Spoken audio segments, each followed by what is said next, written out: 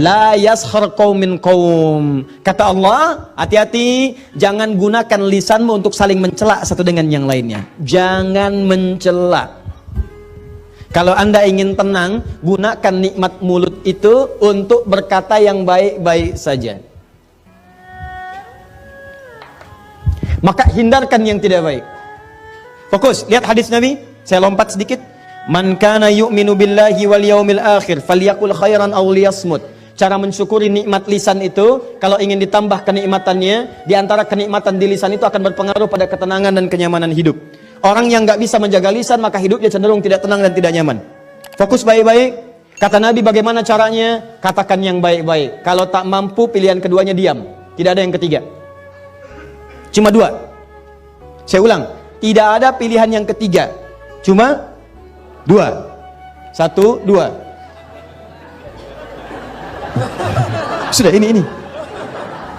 Pilihannya cuma ini. Kata Nabi, katakan yang baik-baik. Kalau tak mampu, diam. Jadi cuma dua, baik dan diam. Ada berapa? Oh, kan? Jadi katakan yang baik, kalau nggak bisa diam. Nggak ada yang ketiga. Dimohon maaf, kalau hidup Anda ingin tentram, dapat kan tentram itu kenikmatan. Kalau ingin nikmat, kata Nabi, baik aja yang baik katakan. Katakan yang baik, katakan yang mulia, katakan cinta, ya katakan yang indah-indah. Kalau nggak mampu, diam aja. Diam. Nah, Ustadz, apa di antara yang tidak baik yang nggak boleh kami lakukan? Sehingga dengan itu berpotensi hidup kita nggak tenang. Kayaknya nggak nikmat. Kaya tapi nggak tenang.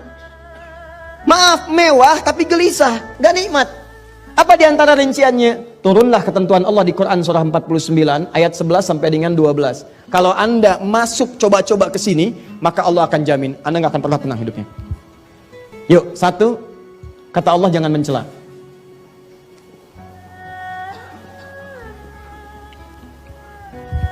Merendahkan,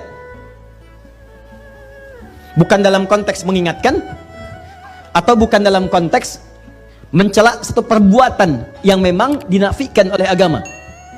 Ya, nanti ada celaan yang dibenarkan, seperti Allah mencela perbuatan Firaun. Ya, Allah mencela perbuatan Qarun. Allah mencela perbuatan Abu Lahab. Ya, tabat siada abi, itu kan celaan. Ya, tapi ada yang tidak diperkenankan sama sekali, untuk merendahkan pada sesuatu yang tidak dibenarkan. Ya, nggak ada hujan, nggak ada angin, mencela. Ya, mohon maaf sekali, mohon maaf ya. Celaan yang tidak memiliki argumentasi yang dibenarkan oleh syariat. Ya, karena iri hati, mencela. Karena tidak ingin tersaingi, mencela. Maaf sekali. Ya, karena persoalan-persoalan kedudukan dunia, harta benda dan sebagainya, muncul mencela. Yang paling berbahaya sekarang ini yang coba saya amati baik-baik. Saya nggak habis pikir ini. Ya. Ada orang yang kemudian belajar agama mencela.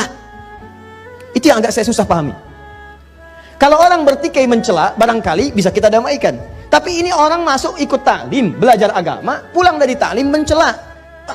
Saya suka berpikir, ini di taklimnya belajar apa? Kata Quran jangan mencela. Anda belajar Quran, pulang dari ngaji Anda mencela. Apa yang Anda pelajari itu apa? Bahkan yang paling menarik ada larangan di Quran, jangan mencela. Mencela itu menghadirkan ketidaknyamanan. Makanya ketika Anda mencoba mencela orang lain, Anda menyoal orang lain, Anda menghina orang lain, sebetulnya kehidupan Anda sedang tidak tentram. Silakan kalau nggak percaya. Dan sekarang celaan itu bukan cuma di lisan, sudah masuk tangan. Tuh, dah tulis di media sosial. Dan sudah menjadi bagian dari kenikmatan bagi sementara orang. Kamu tidak seperti apa yang aku duga. Terus nulis itu santai banget sambil masak di dapur. Yang paling nggak tenang ditungguin komennya itu. Belum. Udah 3 jam belum. Yang paling nggak enak sampai mau tidur, itu baru mau tidur pun ngecek lagi. Udah berapa komen hari ini? Yang paling bahaya, bangun dari tidur pun lupa baca doa, yang dilihat handphone. Ya, bahkan ada satu surat menyebutkan langsung, orang-orang seperti ini siang dan malam tidak akan tenang. Siang dan malam tidak akan tenang. Ya, pasangannya apa? Gibah. Dan celakanya sekarang diperhalus. Ya, ada gosip, ada ngerumpi, ada macam-macam dan sebagainya. Silahkan cek. Orang ini langsung dijamin oleh Allah Subhanahu wa taala. Mohon maaf sekali, orang semacam ini bukan cuma tidak akan tenang di dunia, di akhirat pun akan dibuat gelisah. Karena disediakan khusus makanan khusus di akhirat, langsung disebutkan di ayatnya. Ayuhibbu ahadukum ayyakula lahma akhihi maitan fakarihtumu. Orang yang terbiasa gibah saat di dunia dan dia tidak bertobat, maka di akhiratnya langsung dihidangkan makanan yang terbuat dari bangkai orang yang digibahkan itu. Nih, saya kasih gambaran ya, maaf ya. Kalau ada orang gibah bisa membicarakan seseorang dengan niat untuk merendahkannya. Begitu dibicarakan itu baru disebutkan namanya dengan niat tadi, itu sudah memindahkan pahala. Di hadis Muslim, pindah pahala. Ya. Misal Anda bicarakan, jangan Anda lah, orang lain ya. Bisa bicarakan yang lain, begitu dibicarakan disebut namanya. Itu Adi Hidayat tuh. Ya, baru Adi Hidayat tuh. Ustadz bid'ahnya belum disebut. Ya. Tuh Adi Hidayat tuh, ya. Begitu disebutkan Adi Hidayat, itu langsung pindah pahala dia kepada saya. Seketika. Ya, seketika. Saya tidak Ustadz, bagus. Tidak seperti yang itu tuh, dia tuh selalu begitu. Nah, itu pindah. Seketika pindah. Nah, kalau dia tidak bertobat, diteruskan ada itu begini, sebutkan semuanya. Itu secara otomatis langsung akan dibentuk dari mulai wajahnya, ke tangannya, sampai dengan ke kakinya. Kalau tidak bertobat, maka hukuman pertama saat masuk neraka ini makan bangkai saudara yang kamu telah bincangkan di dunia. Ayo, habiskan, dipaksa tuh, terus. Tarik dulu bunuh-bunuhnya, celupkan ke neraka. Begitu dicelupkan, lapar ya, tuh makan bangkai. Ya, ayo makan. Haus, nih minum nanah. Masukkan, ayo angkat, masukkan, angkat, lapar, buang. Demikian seterusnya. Jadi awas, hati-hati. Di dunia dia dibuat tidak tentram karena orang yang gibah itu nggak akan pernah tenang.